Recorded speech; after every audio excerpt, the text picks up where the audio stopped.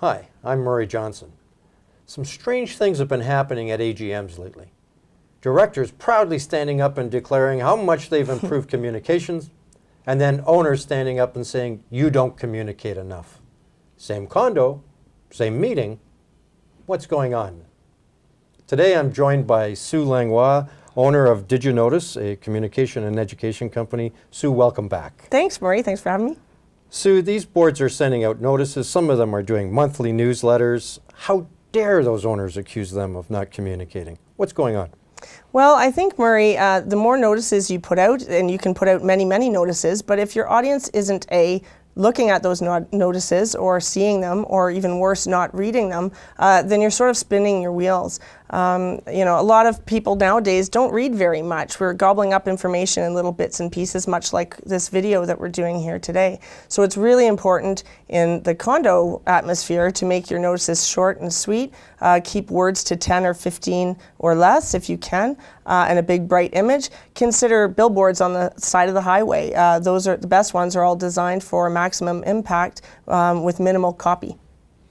Now, I get that, because those billboards, sometimes the picture says more than the words do.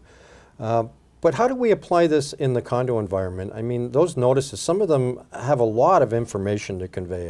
A fire alarm is going to happen on this day at this time on these floors. How do we make that transition?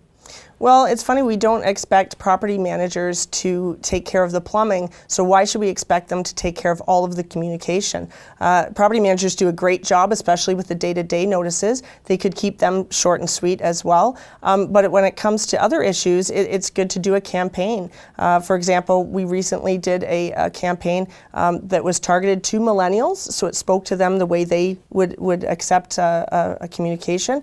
It was sort of a respect the res idea, and we actually ended up, they were throwing all sorts of things off the balcony. We shocked them a little bit, but in the end, we changed their behavior. It had a great impact because it was specifically targeted for that audience. Okay, campaigns, great idea. And obviously takes someone like yourself to be able to help out condominiums with this. So I can hear the directors now. Isn't this just another budget item? And are we just reaching in and getting more dollars? I mean, isn't that what we hire the manager for, that sort of thing? What's the return on this investment, or is there a return? Absolutely, there's a return. And it's funny because if your number one issue at your condo happens to be poor communication, it makes sense that the condo board would budget to take care of their number one issue. And I mean, water leaks, things like high utility bills, repair, legal disputes, these are things that can cost a condo an awful lot of money, but if you budget for a communication to take care of those issues, you'll actually see a return on the investment. I've seen returns on, I've seen water campaigns that were 30 pieces, so they were quite involved, but they've shaved 5 to 10% off a bill. I've seen short-term rental issues all but disappear. I've seen campaigns targeted towards